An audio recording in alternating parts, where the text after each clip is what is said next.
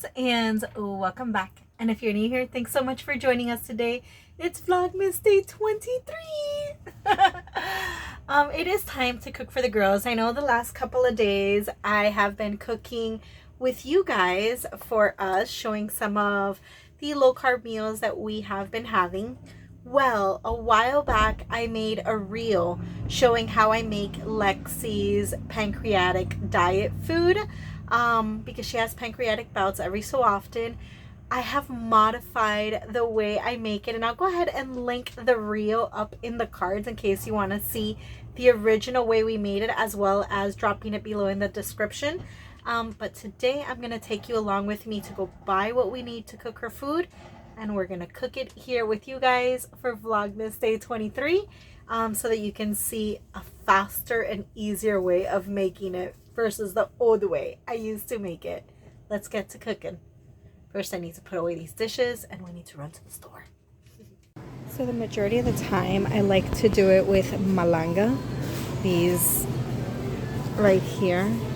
The root is kind of hairy, and the way to pick it is you push off the top and you touch it. If it feels slimy, it's good. If it feels dry, skip out on it.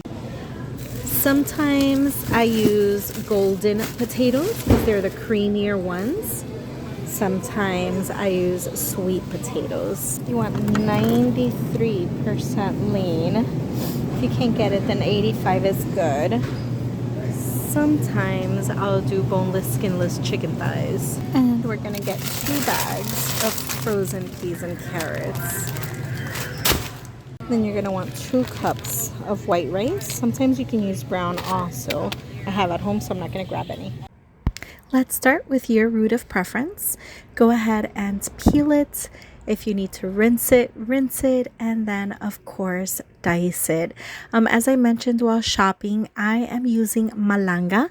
This is a very nutritious root. As a matter of fact, us Cubans, we have it like mashed potatoes. We call it puré de malanga.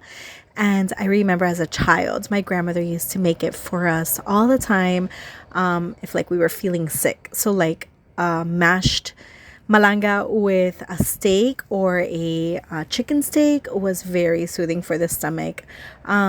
So yeah, use your malanga, your golden potato, your sweet potato, whichever root you want. And once that's peeled, diced, and thrown in the pot, go ahead and add your meat of preference. Preferably, if your dog is suffering from pancreatic bouts, you want to stick to a lean meat and no hormones. Typically chicken has a lot more hormones than turkey, but it's a nice treat every so often. Once you have your meat in there, go ahead and open your frozen sweet peas and carrots. There are times I don't find it in the grocery store. If I don't, then I'll just get peas and I'll use regular carrots, peel it and throw it in. I put in about 2 large glasses of water.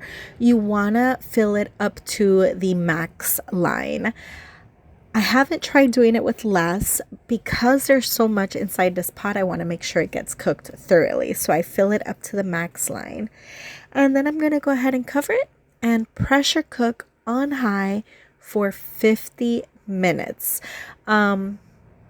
Yeah, so let's go ahead and get that going and then start working on our rice. I don't want to throw the rice in with the food in the pressure cooker because it'll turn into pure mush. So I do cook that separately. So either use your rice pot or do it stovetop. If you do it stovetop, you're basically going to bring your water to a boil and then add your rice.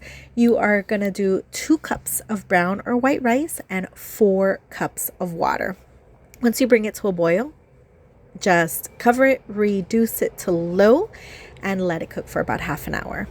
Over here, I waited until the Instant Pot raised the little button, basically letting me know that the pressure has started.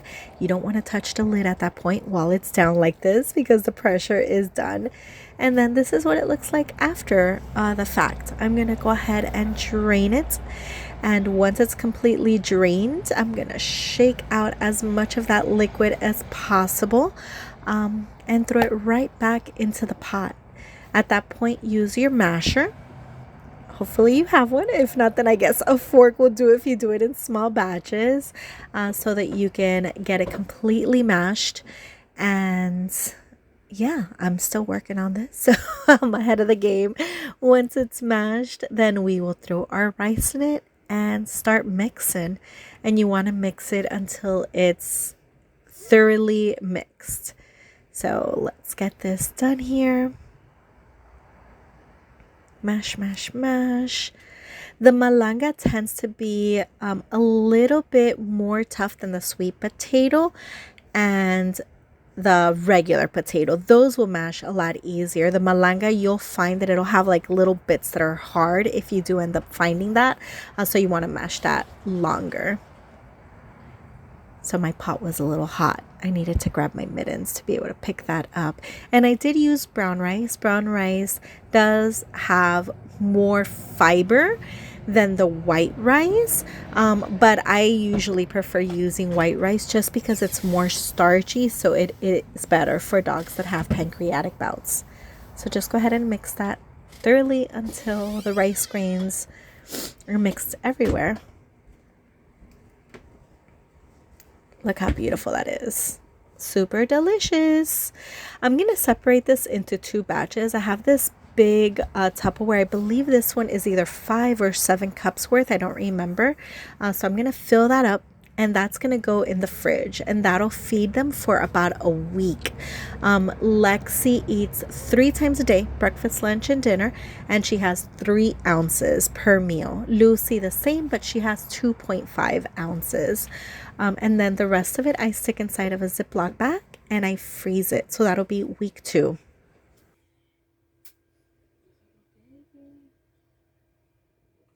Thank you guys for following along as I cooked for Lexi and Lucy.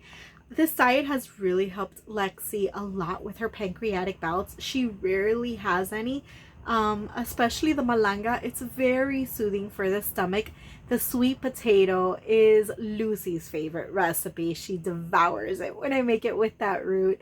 Also chicken. They both go crazy over chicken, but I try not to do chicken as often because chicken has a lot more hormones in it than turkey does. So I try to stick with lean ground turkey as much as possible. If I've inspired you to make homemade food for your fur babies, take it easy. Start the first 2 to 3 days with a quarter of homemade food and 3/4 of whatever food you're feeding them, dry, canned, whatever, for 2 to 3 days. And then after that, do half and half. And then 2 to 3 days of 3/4 of homemade food and 1/4 of, their food that they're eating now. And at that point, you can go ahead and go 100%. That way they can gradually go into the new diet and it won't upset their stomach as much. Hope you enjoyed today's video. If you did, please give me a big thumbs up. Comment down below, what type of food are you feeding your fur baby now? I'd love to know the type of diets that they're having. And if you're not a subscriber, please subscribe. We're nearing the end of Vlogmas. I won't be posting daily anymore. Gosh, this was quite the job. Typically, our RV lifestyle vlogs are every Sunday and they post 6 a.m. Eastern time. I look forward to having new subscribers and welcoming those of you that have been following us for a long time now. We'll see you in the next one. Bye, guys.